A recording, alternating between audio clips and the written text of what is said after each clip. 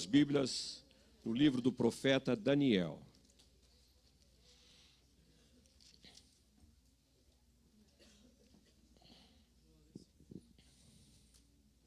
Aleluia.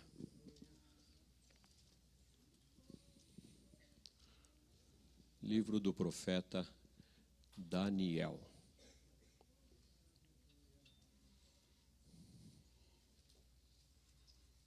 Capítulo 1. Eu vou ler todo o capítulo, vamos acompanhar a leitura, para assim nós estarmos inteirando destes acontecimentos aqui que vamos falar sobre Daniel. No ano terceiro do reinado de Jeoaquim, rei de Judá, veio Nabucodonosor, rei da Babilônia, a Jerusalém e a sitiou. O Senhor lhe entregou nas mãos a Jeoaquim, rei de Judá, e alguns dos utensílios da casa de Deus. A estes levou-os para a terra de Sinar, para a casa do seu Deus, e os pôs na casa do tesouro do seu Deus. Você está acompanhando aí a leitura, você está vendo que quando fala do Deus de Nabucodonosor, é letra minúscula. Você percebeu que são deuses, então, estranhos. Não são deuses verdadeiros, não é o Deus verdadeiro. Interessante que o versículo 2 fala, o Senhor, o nosso Deus, entregou o rei de Judá nas mãos do Nabucodonosor. Disse o rei a Aspenaz, o rei Nabucodonosor, a chefe dos seus eunucos, que trouxesse alguns dos filhos de Israel, tanto da linhagem real como dos nobres, jovens, sem nenhum defeito, de boa aparência, instruídos em toda a sabedoria, doutos em ciência, versados no conhecimento, e que fossem competentes para assistirem no palácio do rei, e lhes ensinasse a cultura e a língua dos caldeus. Determinou-lhes o rei a ração diária das finas iguarias da mesa real e do vinho que ele bebia, e que assim fossem mantidos por 3 anos, ao cabo dos quais assistiriam diante do rei. Entre eles se achavam dos filhos de Judá, Daniel, Ananias, Misael e Azarias.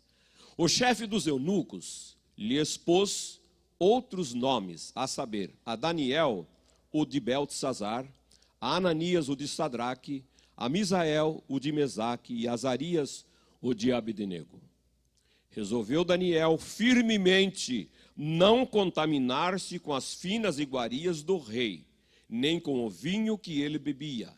Então pediu ao chefe dos eunucos que lhe permitisse não contaminar-se. Ora, Deus concedeu a Daniel misericórdia e compreensão da parte do chefe dos eunucos.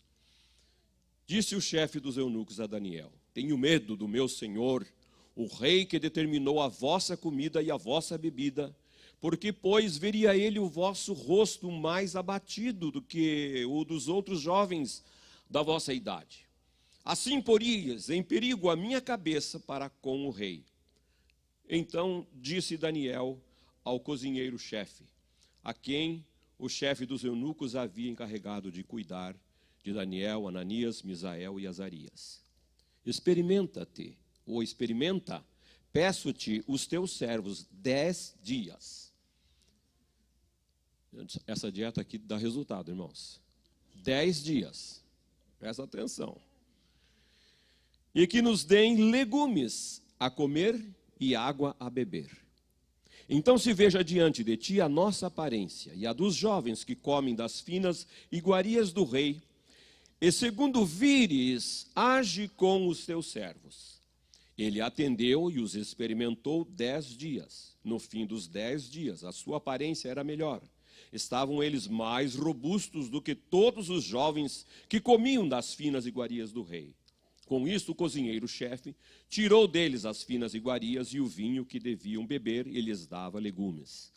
Ora, estes 4 jovens, Deus deu o conhecimento e a inteligência em toda a cultura e sabedoria.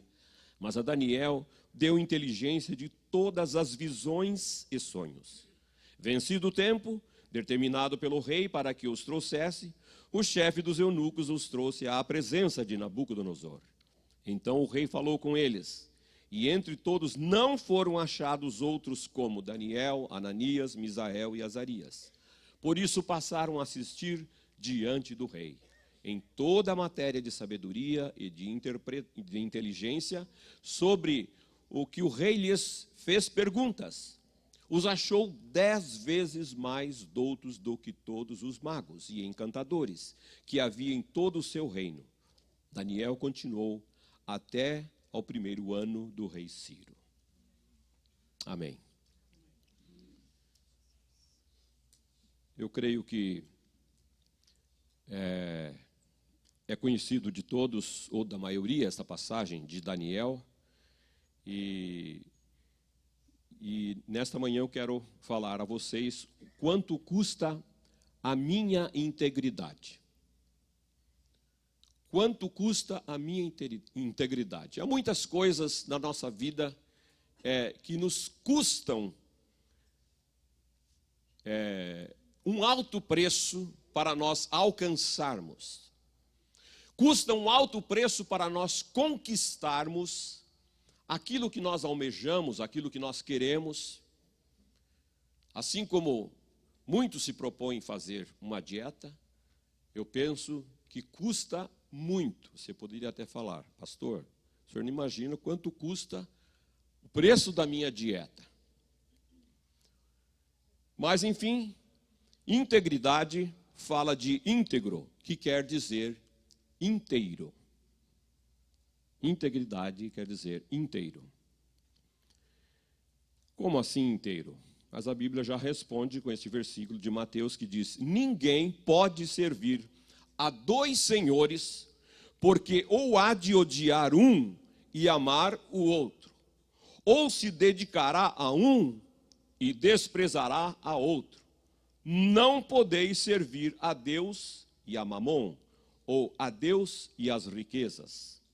Esse versículo Jesus proferiu ali para os discípulos e para todos que estavam ali, fariseus, saduceus e outros eus. E ele estava falando de servir a dois senhores. Neste caso aqui, fala sobre Mamon, que é direcionado, que era o Deus das riquezas. Mas podem existir ou existem outros deuses na nossa vida que nós podemos estar dando a Ele ou querendo dividir a glória de Deus e a glória desse outro Deus, que aparentemente não é um Deus, é simplesmente um trabalho, é simplesmente uma casa, é simplesmente uma determinação do nosso coração em realizar alguma coisa, e você quer fazer, custe o que custar, você sacrifica este ou aquele, você renuncia o primeiro lugar que é de Deus para atender a essa necessidade que você supõe estar em primeiro lugar, ou que você põe mesmo. Eu também penso que a maioria de todos aqui conhecem um pouco da história dos judeus. Eu sei que a história é assim bastante extensa, às vezes um pouco complicada de se entender. Nós estamos estudando nas sextas-feiras, os irmãos que não têm vindo, deixa eu já fazer um reclame aqui do estudo, que os irmãos, nós perdemos quando nós deixamos de vir ao estudo da palavra de Deus. E o pastor Jurandir,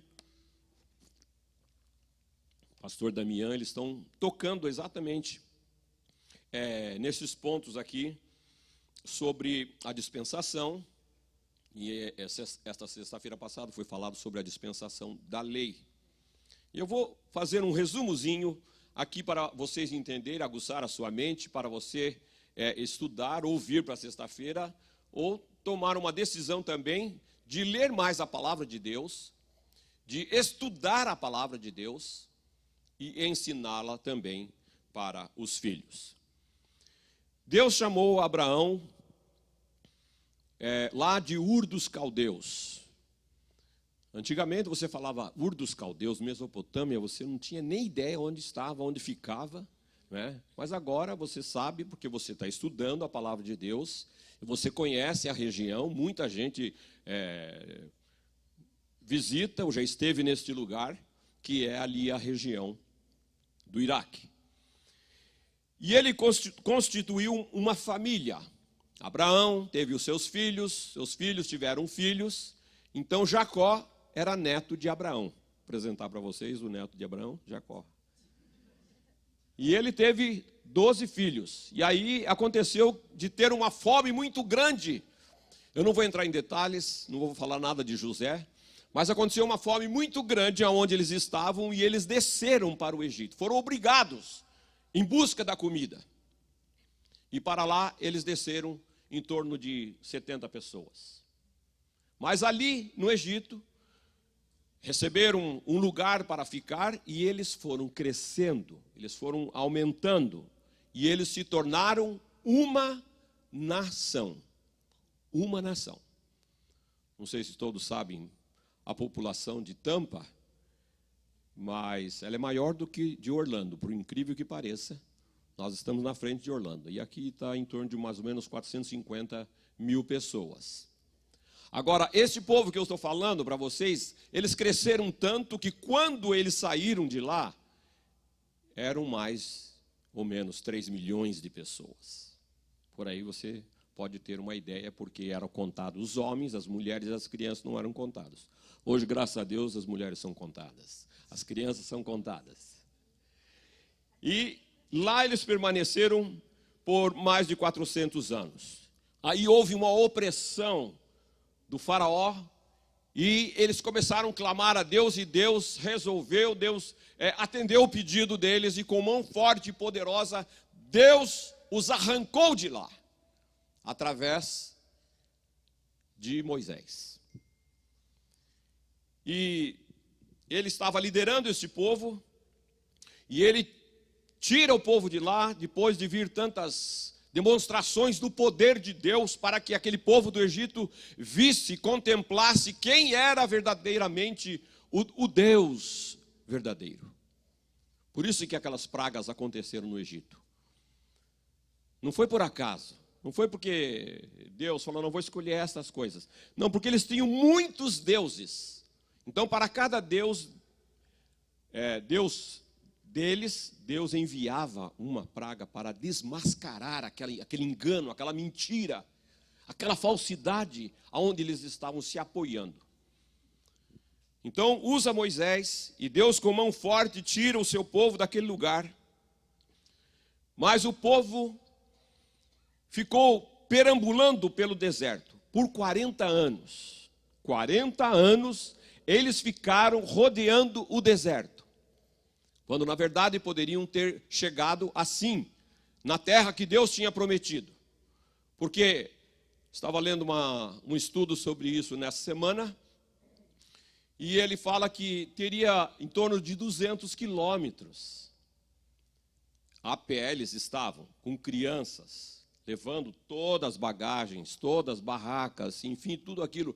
Eles poderiam levar, vamos dando assim tempo de sobra, né, para parar, até fazer uma partidinha de futebol ali no deserto, você entendeu? Eles levariam um ano. Eles demoraram 40 anos. 40 anos. Por quê?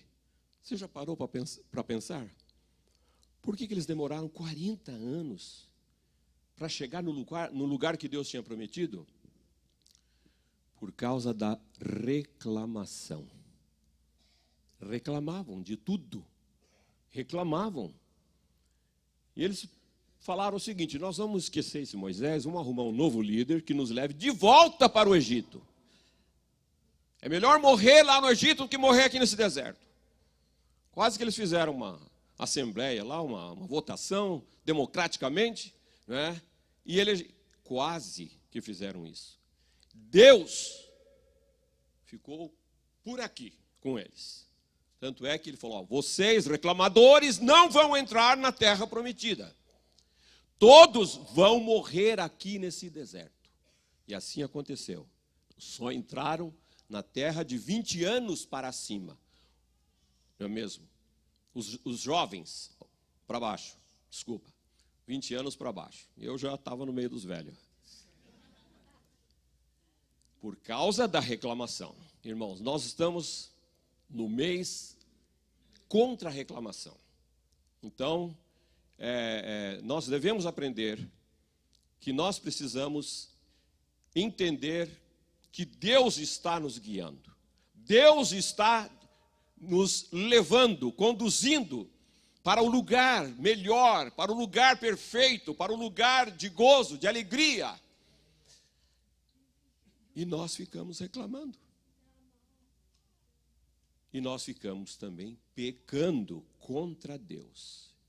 Então, nós precisamos aprender sobre essa questão de reclamação. Josué, e eles chegaram, essa geração que não havia pecado, chegaram às portas de Canaã. Moisés estava ali com eles. Mas por alguma razão, que nós não vamos entrar em detalhes, Moisés subiu no monte e Deus falou: sobe aqui, Moisés, olha a terra, essa é a terra que mana leite e mel que eu vou dar, não é mesmo, para o povo. Mas Moisés morreu. Josué, que era o seu sucessor, o seu assessor, o seu homem direto, recebeu o comando de conduzir o povo. E durante 7 anos ele conduziu e conquistaram a terra. Aí, quando eles estavam na terra, surge a teocracia, que é o governo de Deus. No período dos juízes, que durou mais ou menos 350 anos. Depois da teocracia, veio a monarquia. 120 anos de reino unido, sob o reinado de Saul, Davi e Salomão. Mas com a morte de Salomão, no ano 931 a.C., e sob o governo do seu filho Roboão, o reino chamado unido dividiu. O reino dividiu. E aí tomaram-se partidos, ficou o reino do norte com 10 tribos e o reino do sul com 2 tribos. E vejam só que tragédia na vida destes reinados. O reino do norte, formado pelas 10 tribos, ele teve, você depois pode contar na sua Bíblia, 19 reis. E nenhum rei foi piedoso. Por causa, então, dessa obstinação, desta desobediência, foram levados cativos no ano 722 a.C. pela Síria. E ali aquelas 10 tribos praticamente desapareceram. Desapareceram. Talvez sobrou algumas coisas, meio perdido, espalhado, ou alguém decidiu voltar. Então, mas a maioria desapareceu e se misturou. O reinado do sul, formado pelas tribos Judá e Benjamim, que procedia da dinastia de Davi, este reino teve 20 reis. E durante o reinado eles experimentaram altos e baixos, momentos de glória e momentos de calamidade, momentos de rebeldia, porque o povo também abandonou a Deus e não quiseram guardar as suas leis. E eles se tornaram idólatras. Então Deus enviou juízo sobre a nação. Os caldeus vieram contra eles. E Deus os entregou nas mãos de Nabucodonosor, rei da Babilônia. Então, Nabucodonosor fez 3 invasões em Judá. A primeira no ano 606 antes de Cristo, a segunda no ano 597 antes de Cristo e finalmente a terceira em 586 antes de Cristo. E nesta última invasão eles saquearam o templo, destruíram o templo, levaram os utensílios da casa de Deus. Os vasos de ouro, as vasilhas que eram usadas para os sacrifícios, Enfim, eles levaram todas as coisas de valor.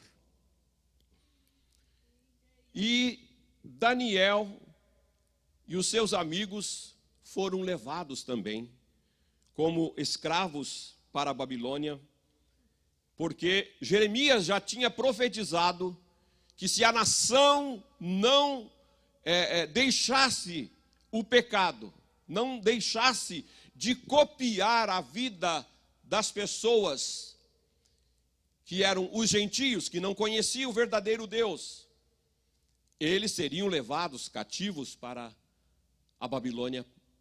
E ia durar 70 anos o cativeiro. Então, isto aconteceu, se cumpriu literalmente.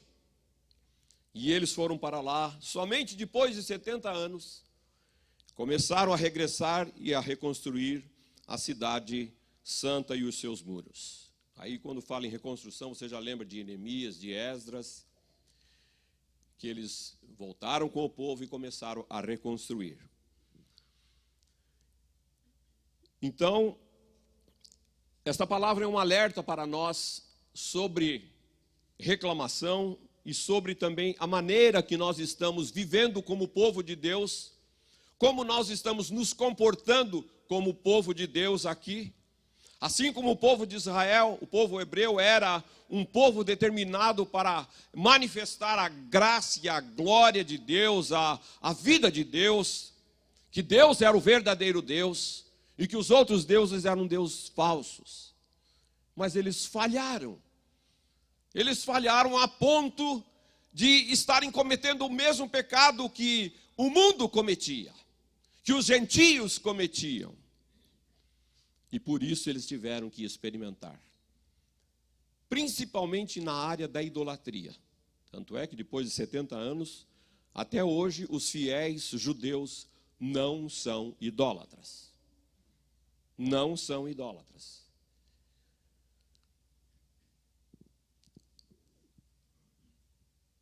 Então, se você não está conseguindo parar de reclamar, começa a pedir perdão pela reclamação. Foi por isso que eu escolhi para a nossa meditação essa passagem de Daniel. Porque a vida de Daniel, a vida dos seus amigos, é um exemplo para nós que é possível nós vivermos uma vida íntegra hoje. É possível. Talvez você esteja pensando assim, mas lá no tempo de Daniel, não tinha tanto pecado e tentação como tem hoje nos nossos dias. Hoje está impossível de viver, está impossível de não ficar pecando. É engano. É engano. Se fizermos uma análise da sociedade daqueles dias, ou dos dias de Daniel, e em nossos dias nós veremos que o pecado estava instalado lá, mas também que o pecado está instalado aqui. Daniel, a palavra nos mostra que ele era um adolescente. Era um adolescente. Eu não quero falar só para os adolescentes aqui. Eu sei que tem alguns adolescentes. Estou querendo ver algum, mas não. Mas tem. Alguns jovens, alguns adolescentes. Olha lá, já estão levantando a mão. Ei, pastor, não esquece de mim. Mas a verdade é que Daniel, ele ficou 70 anos lá. Se ele tivesse com 18, 19, mais 70, você já pode ter uma ideia com quantos anos ele estava lá. Passaram 3 reis e Daniel estava servindo com integridade ali naquele lugar. E com certeza,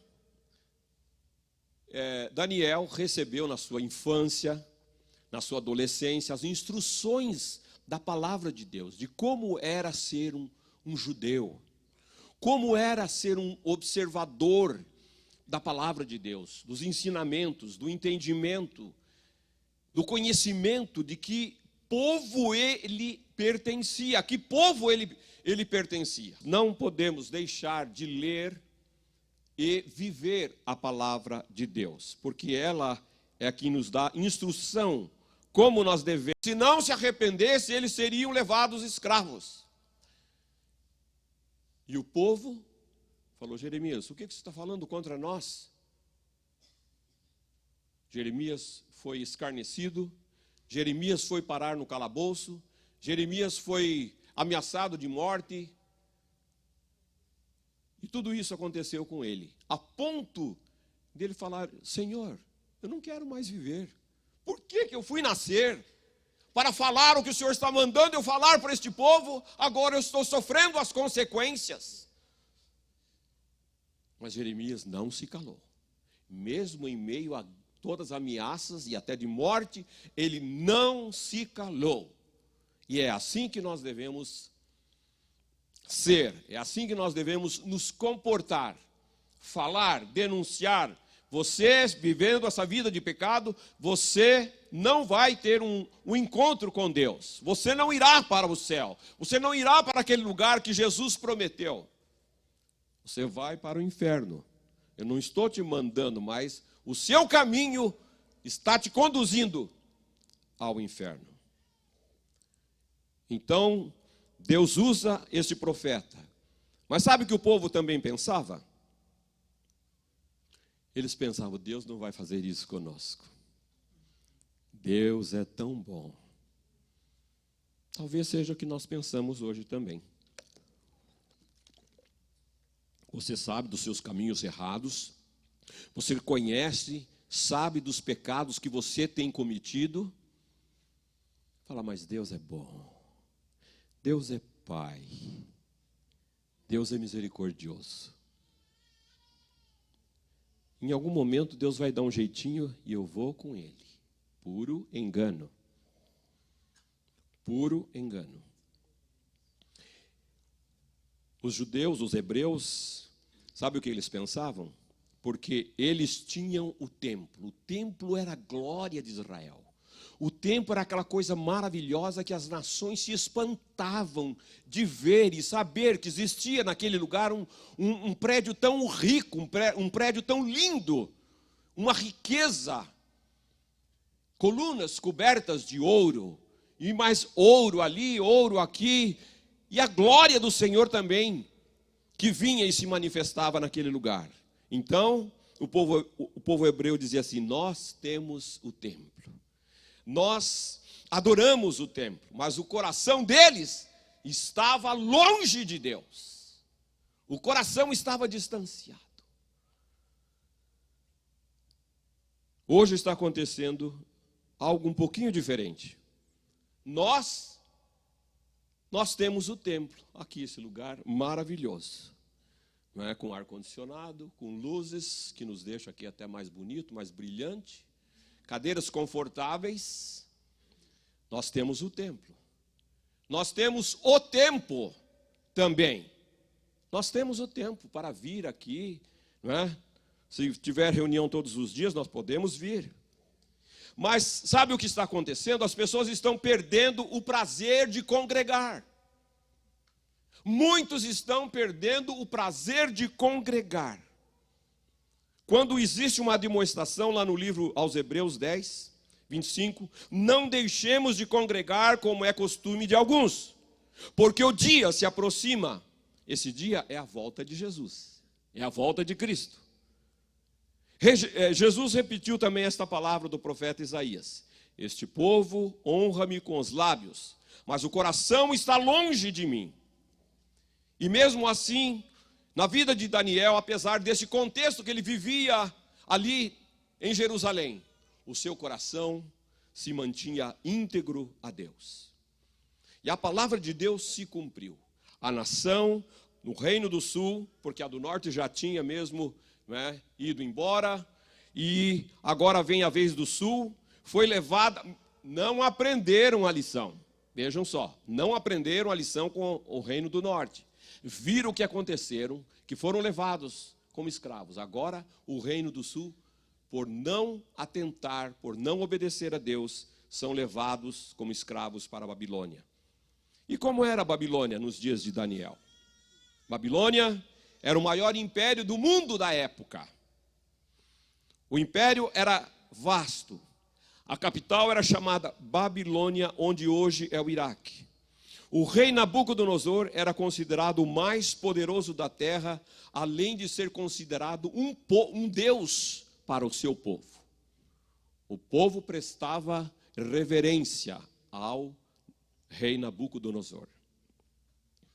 Babilônia, uma terra cheia de idolatria, muitas divindades pagãs. O império era guiado por astrólogos, feiticeiros e magos. Era muito comum dentro dos templos pagãos a prática da adoração aos ídolos e a prostituição juntos, onde as mulheres eram chamadas de prostitutas cultuais. Por outro lado, Babilônia também era uma cidade, era um povo, uma nação muito avançada em conhecimentos, matemática, astronomia, filosofia, mas eram pagãos. Nesse contexto chegam os escravos, os hebreus, e no meio deles estava lá Daniel e seus amigos. Daniel, Azarias, Misael e Ananias. Depois vocês vão aprender mais nomes, que eram os nomes babilônicos que eles receberam. Eu, quando era criança, logo aprendi sobre esses nomes. Eu ficava assim, pensando, mas que nomes estranhos que eles receberam.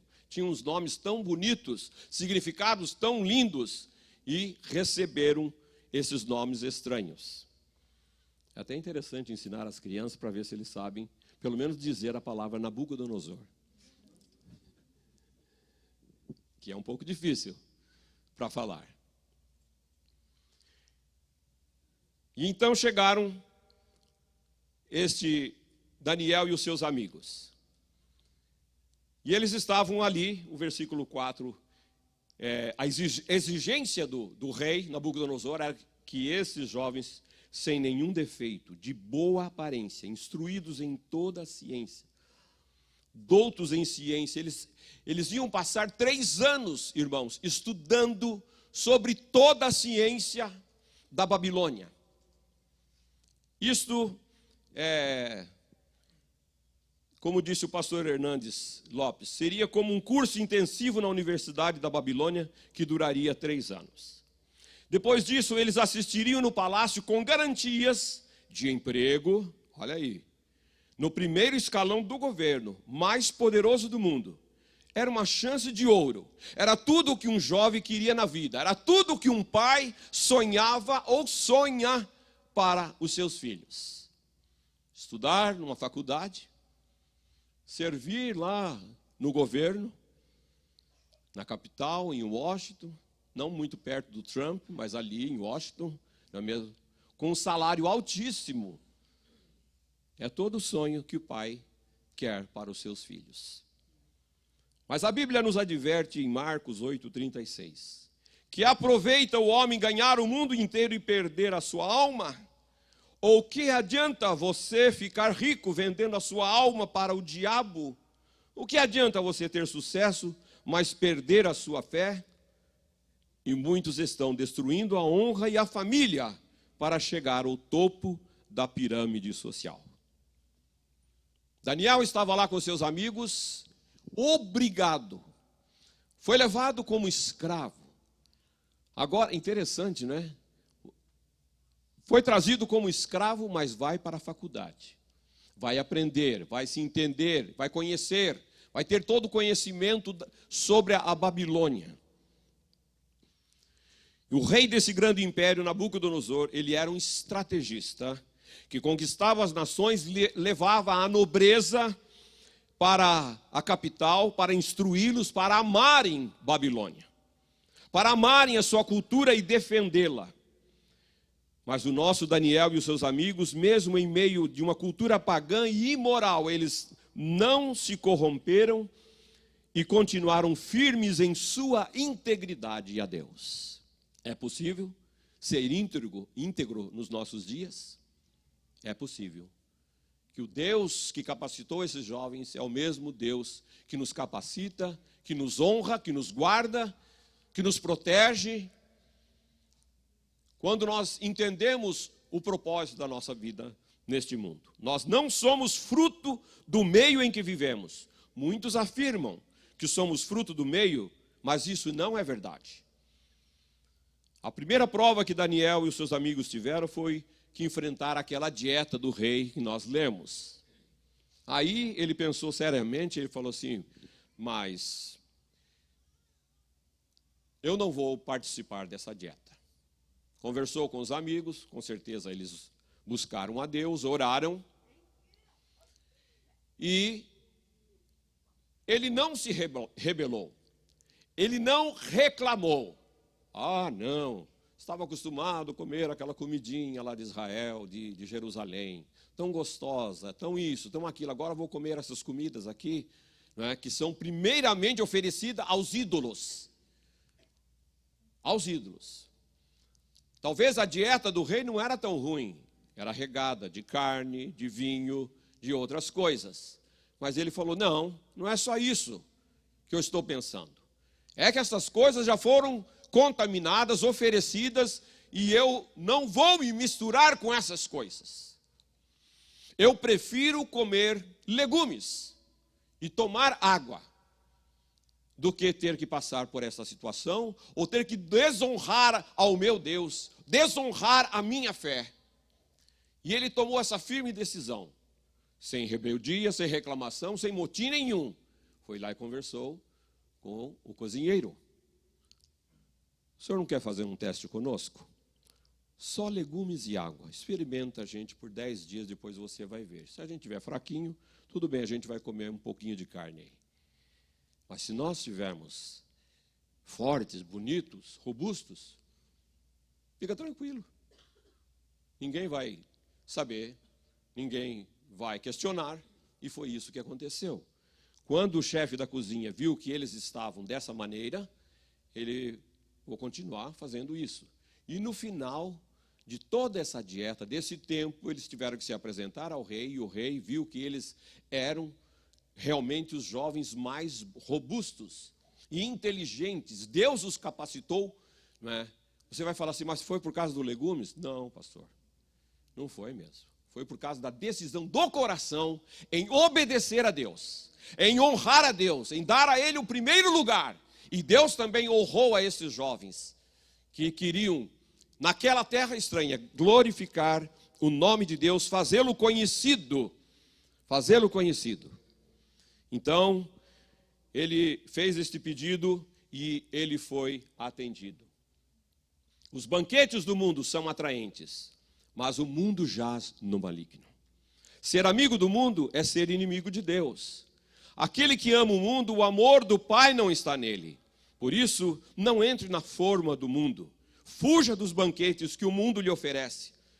Os prazeres imediatos do pecado produzem tormentos eternos. Por isso, fuja das boates, das noitadas, dos lugares que pode ser um laço para a sua vida. A segunda prova que eles tiveram foi que os seus nomes fossem trocados. Veja que esses jovens, levados para o exílio, recrutados, escravizados, tiveram até os seus nomes mudados por nomes de divindades babilônicas. Os 4 jovens judeus tinham nomes ligados a Deus. Pensa bem, se você chega, não é, como escravo num lugar, você como um servo de Deus, um crente, então o seu nome vai ser mudado. Se fosse lá na África, ou mesmo até no Brasil, você receberia um nome de uma entidade daquela religião. E foi isso que aconteceu com eles. Veja os nomes desses jovens. Daniel quer dizer, Deus é meu juiz. Misael, quem é como Deus? Azarias, Jeová ajuda. E os seus nomes foram mudados. Daniel recebeu o nome de Beltesazar, que significa Bel, proteja o rei. Bel era uma divindade. Ananias dizendo Jeová é misericordioso, passou a ser chamado de Sadraque, que significa iluminado pela deusa do sol. O Misael, quem é como Deus, deram o nome de Mesaque. Quem é como Vênus, que era outro deus. Azarias, Jeová ajuda, deram o nome de Abdenego, que significa servo de nego. Imagine só. Você, de repente, você chama Vanderlei, daqui a pouco vai se chamar servo de nego. Uau! Servo de um Deus, não é, que eles adoravam. Ou serva de Iemanjá. Que tal? Você ia ficar numa situação difícil. Talvez você se rebelasse. Não, esse nome eu não quero, arruma outro nome para mim. Eles ficaram quietos. Eles se calaram. E mesmo sendo chamados no dia a dia por esses nomes, eles sabiam quem eram. Eles sabiam, eles tinham consciência que eles eram servos de Deus. Pode chamar que eu sou seu fanático, você é radical, você é isso, você é aquilo. Não, eu sou servo do Deus vivo. Eu estou andando conforme a vontade dEle. E Ele pediu, e Ele quer que eu seja um vaso de honra, um vaso para glorificar o nome dEle. Então, com certeza, esses jovens também falam, pode me chamar de Sadraque, Mesaque, Abdenego. Não estou nem aí. Eu quero fazer aqui neste lugar, nesta terra, a vontade de Deus. Aleluia. Quero fazer a vontade de Deus. E o propósito dessa mudança seria tirar o nome de Deus do coração deles. Então, e plantar neles novas convicções, plantar neles novas crenças, novos valores. Sendo chamados dessa forma todos os dias, convivendo com os adoradores de ídolos e costumes tão diferentes, eles estavam correndo um grande perigo de aculturação. Por isso, para sermos íntegros ao nosso Senhor e Salvador, existe um preço a pagar. Você está disposto a pagar esse preço? Que é viver uma vida de santidade, de comunhão ao Senhor? Deus vai te dar vitória. Deus vai te honrar. Deus é com você, para você ser um vencedor. Muitas vezes nós falamos, eu já sou mais que um vencedor. Mas vem a primeira prova e você é reprovado. Você não é um vencedor, você se torna um derrotado. Porque você acaba cedendo ao pecado, cedendo às coisas deste mundo. Então, um dos maiores perigos era o risco da aculturação. A aculturação é o nome dado ao processo de troca entre culturas diferentes a partir da sua convivência, de forma que a cultura de um sofre ou exerce influência sobre a construção cultural do outro. São culturas diferentes. Nós viemos de uma cultura brasileira. Chegamos aqui, temos diante de nós a cultura americana. E algumas coisas você fala assim, mas os americanos estão fazendo, e eles usam isso. Mas você tem que parar para pensar, o que eles estão fazendo está correto? Tem muita coisa aqui corretíssima, que você pode absorver, que você pode trazer para a sua vida. Mas tem coisas que você não pode fazer, porque você vai comprometer a sua integridade. Veja só, o tempo que você está vivendo aqui, o tempo que nós estamos vivendo aqui, quantas coisas nós já assimilamos da cultura americana e que já faz parte de nós. Quando você fica sem, você fala, nossa vida, eu estou fora de casa. Vai no Brasil e fica um tempo lá, você fala assim, não vejo a hora de voltar, porque está me faltando isso e aquilo. Porque você está acostumado, você está aculturado. Então tem coisas boas e tem coisas ruins. Cabe a nós discernirmos, cabe a nós nos separarmos das coisas que não agradam o coração de Deus e rejeitá-las. Muitas pessoas que vieram do Brasil estavam assim como que alguém olhando para ela, para o comportamento. Ou era o pai, ou era a mãe, ou o pastor. Aí quando chega aqui, ela fala assim: ai, graças a Deus, não tem ninguém de olho em cima de mim, agora eu vou lá, eu faço isso, eu faço aquilo. E daí? Era o que você queria fazer lá. Agora você está se achando livre aqui, mas você está se tornando um escravo do pecado. Olhe, reflita, busque em Deus se o que você está fazendo de cultura americana está correto, está agradando o coração de Deus. Isso acontece e sempre vai acontecer, essa questão de cultura. Tão somente nós que temos o Espírito Santo precisamos discernir entre o santo e o profano, entre o vil e o precioso, entre o imundo e aquele que é limpo. Ezequiel 44. Nós estamos vivendo dias difíceis. Por quê? Por causa do relativismo. Quando a palavra de Deus mostra ao pecador o seu pecado, ele te responde: mas isso é relativo, pastor. Ó, meu irmão, isso é relativo. Isso pode ser pecado para você, mas para mim está normal. Eu acho que... Você acha? Qual é o seu parâmetro? É o que você acha ou é o que a palavra de Deus está dizendo? É o que a palavra está nos mostrando. Vai para a palavra de Deus. Vai para a palavra de Deus e ela vai te mostrar. E não sou eu que está afirmando isso, é a palavra de Deus. Nós podemos aprender muito com Daniel e com seus companheiros daqueles dias. As tentações daqueles dias são tão iguais aos nossos dias. As tentações não vão diminuir. Por quê? A tentação procede de Satanás, não é Deus quem nos tenta. É o inimigo de Deus, é o inimigo da nossa alma que está nos tentando a cada dia para nos reprovar, para nos fazer desviar do caminho. Então, nós precisamos nos voltarmos para Deus. Os nossos valores espirituais, eles não podem ser negociados. Nós não podemos transigir. Nós temos que nos manter firmados em Cristo Jesus.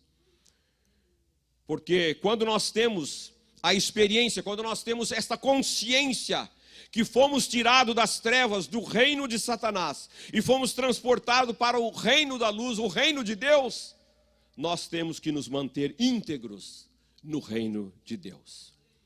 Nós podemos, então, mais uma vez, aprender com a vida desses jovens.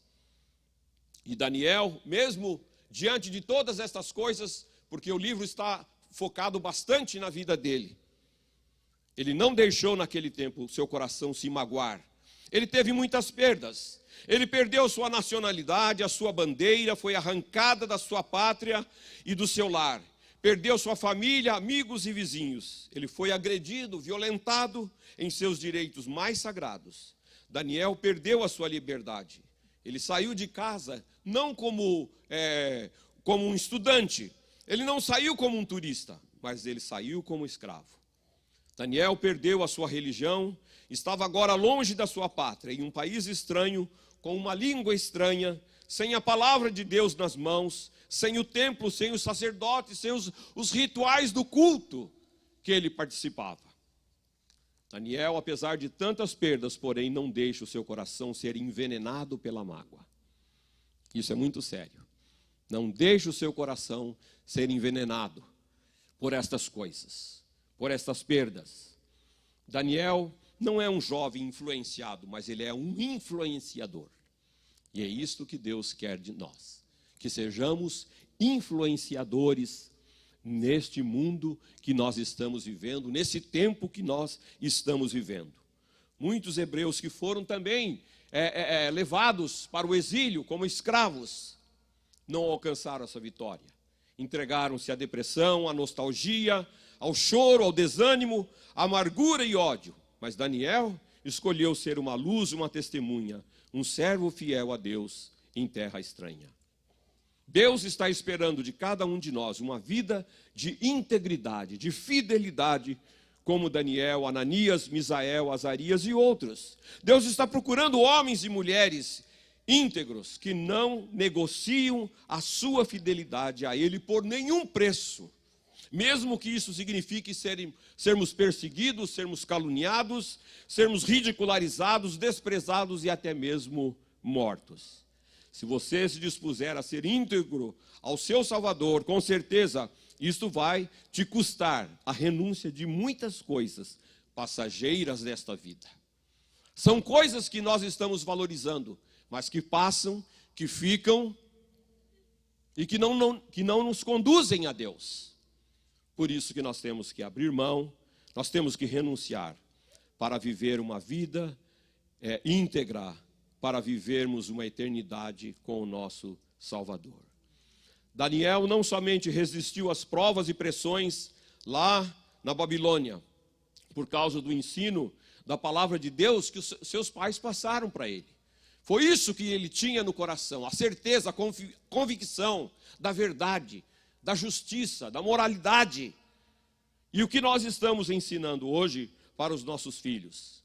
Mães, que exemplo de vida cristã você está passando para a sua filha? Pais, que exemplo de caráter cristão você está passando para o seu filho? Se for o reino de Deus, amém. Continue a falar, continue a testemunhar, incentive para que ele seja realmente luz do mundo e sal da terra. Mas se não for, as coisas de Deus que estão em primeiro lugar, nós estamos então fadados a perder os nossos filhos, ainda no college, e eles já estarão duvidando que a Bíblia é a palavra de Deus. Pais e mães, vamos acordar para a realidade. Sejamos íntegros em todo o tempo.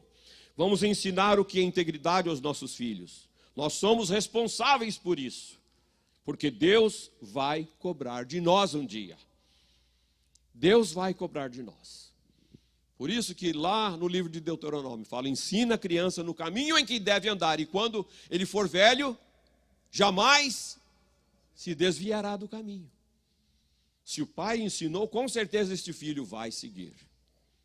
Se o pai não ensinou, ou deixou de fazer, ou deixou de ser um profeta na sua casa, deixou de ser um sacerdote na sua casa, Deus vai cobrar estas vidas que estão passando nas nossas mãos. Deus irá cobrar. Que Deus tenha misericórdia de nós. Amém? Curvemos as nossas cabeças.